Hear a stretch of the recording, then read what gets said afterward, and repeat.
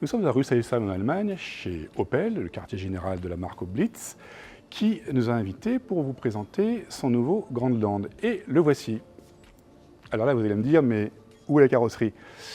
Elle n'est pas loin. Là, ça vous montre la plateforme, la STLA Medium, pour la première fois utilisée chez Opel. C'est celle du nouveau 3008, hein. Donc on retrouve les mêmes éléments. Ici, c'est une version à 2 moteurs, donc 4 roues motrices. La batterie est dans le plancher, elle va jusqu'à 98 kWh, ce qui garantirait, en théorie, hein, en 700 km d'autonomie, et évidemment, il y aura un poids qui dépassera les 2,2 tonnes.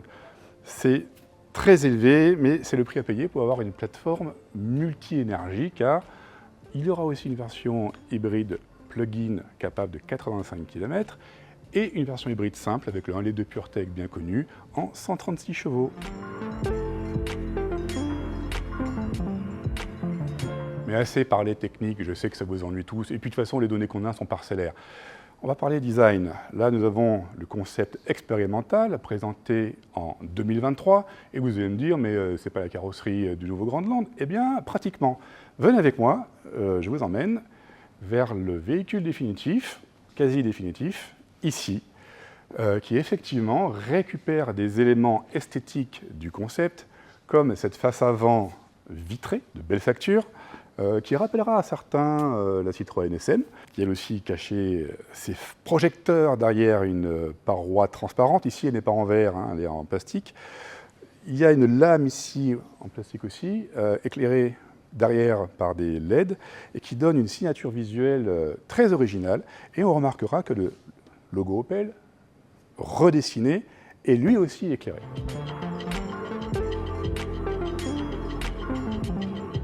Opel insiste sur le fait qu'il s'agit bien d'un SUV. Bon, c'est un choix qui peut se débattre vu toutes les controverses qu'il y a autour de ces véhicules, c'est leur choix. Effectivement, il est très bien assis sur la route grâce à des ailes relativement larges, des passages de roues en plastique rajoutés, ça c'est un élément, une signature visuelle pratiquement impérative sur un SUV. Le reste, c'est assez fluide, je dirais même presque classique, assez élégant, de bonne facture. J'aurais aimé un peu plus d'audace, mais bon, il ne faut pas non plus effrayer la clientèle. Détail intéressant, les ingénieurs et designers ont réussi à escamoter le joint inférieur de vitre. Vous voyez, ici, la vitre est ici, la carrosserie est là, pas de plastique. Donc ça a le mérite d'alléger un petit peu la carrosserie visuellement. Alors moi, j'aurais bien aimé qu'il y ait un comblement, parce que vous voyez, il y a un espace ici, que le joint soit perpendiculaire à la carrosserie. Enfin bon, c'est une idée assez sympathique. À l'arrière, il y a quelques éléments intéressants, et vous savez, moi, une de mes marottes, c'est l'aérodynamique. On nous annonce, sans nous donner de chiffres, évidemment, qu'elle a été très travaillée. On voit effectivement cet aileron arrière de belle taille, qui est chargé de bien canaliser l'air. Il y a la même chose aussi du côté des ailes arrière, qui ont été dessinées dans ce sens, pareil, pour bien canaliser les flux, pour arriver à réduire la traînée, ce qui a incité les ingénieurs, par exemple, à encastrer les catadioptres. Il y a une partie arrière relativement verticale qui, elle aussi, peut avoir des avantages en matière d'aérodynamique. Et surtout, nous avons ici, bon, on ne le verra pas bien, mais moi je vous le dis, un diffuseur dont on nous dit qu'il est réellement fonctionnel et pas juste là pour le look. Les designers se sont fait plaisir aussi un petit peu à l'arrière. On retrouve, un petit peu comme à l'avant, ces feux arrière sous glace transparente. On retrouve évidemment, non pas le Blitz, mais le lettrage Opel éclairé. C'est un petit effet, moi j'aime assez. Ici, on voit écrit Grandland, c'est en fait tamponné en usine, donc ce qui évite d'utiliser trop de pièces. Ça parce que Opel a un souci écologique marqué, même si la fabrication de ce Grandland devrait quand même coûter un certain tribut à la planète, parce qu'il dérive du 3008. Le 3008, avec la grosse batterie, pèse 2,2 tonnes, et je serais très étonné que l'Opel soit plus léger. À bord du Grandland, on trouve des sièges dits IntelliSeat, des sièges qui ont été particulièrement travaillés d'un point de vue ergonomique. Effectivement, on trouve ici un sillon central inspiré du monde du cyclisme. Apparemment, ce serait meilleur pour le popotin, à voir à l'usage. Nous avons aussi une longueur d'assise réglable. Ça, c'est super agréable sur l'entrajdet quand on a des grandes guiboles comme moi. Et ces sièges sont certifiés AGR, une marotte de chez Opel, mais qui à l'usage se révèle fort plaisante. Signalons avant tout que nous avons ici une version de pré-série fabriquée à la main donc pas tout à fait définitive dans certains choix de matériaux, et à l'assemblage, pas top top, mais je ne porterai pas de jugement là-dessus, car ce n'est pas, vous l'aurez compris, la version définitive. Néanmoins, certains plastiques sont pas géniaux.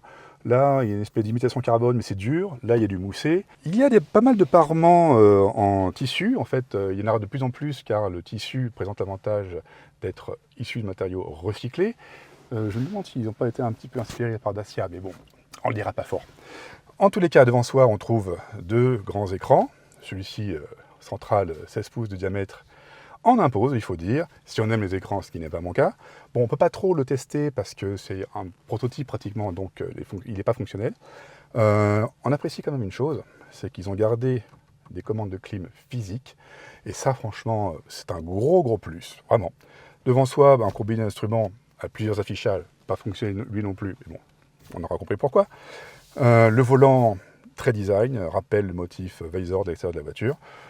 Pourquoi pas, moi je trouve ça assez esthétique. L'ensemble de la planche de bord présente en tous les cas fort bien, c'est une ambiance assez particulière. On pourra féliciter Opel justement de prendre un petit peu de risque sur le design intérieur, parce que certains concurrents ne le feront pas. Là nous avons un rangement pour le smartphone, deux prises USB, ici une recharge par induction, pour le smartphone encore, et là on a une espèce d'écran qui n'en est pas un. En fait, c'est une paroi en plastique, c'est un petit élément de design, mais transparent, qui permet d'observer le smartphone pendant la charge. Et par exemple, si on quitte la voiture, eh bien, on pourra se rendre compte qu'on l'a oublié. C'est un petit détail plutôt bien conçu. À bord, il y a aussi pas mal de rangements. Là, par exemple, il y a une grande boîte éclairée.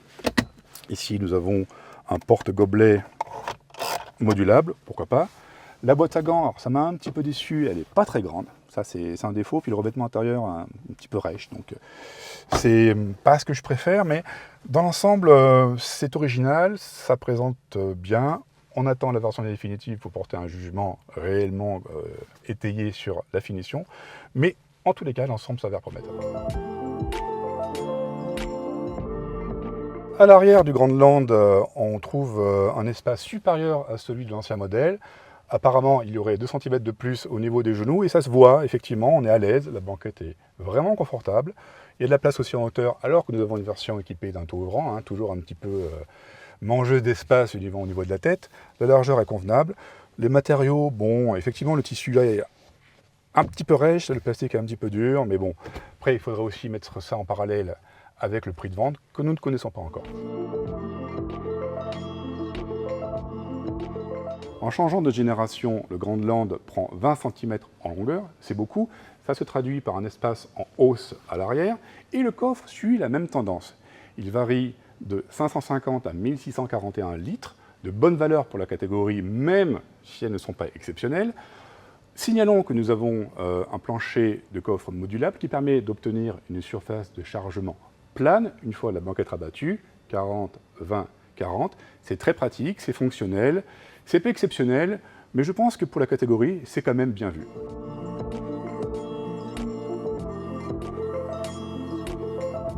C'est une preview, nous sommes en mars, les données techniques sont encore très parcellaires. Le Grandland va arriver à la commercialisation apparemment à la rentrée, septembre, octobre, je ne sais pas. On ne connaît pas non plus exactement le nombre de versions qu'il y aura. On a vu qu'il y avait une plateforme à 2 moteurs, donc on peut supposer que ça ira jusqu'à 320 chevaux, mais nous n'en sommes pas sûrs. En tous les cas, ce véhicule semble bien né. Évidemment, c'est une plateforme de 3008. Il est fonctionnel, il est relativement consensuel par son design. Je suppose qu'il sera un petit peu moins cher que le Peugeot, donc il devrait connaître un succès intéressant.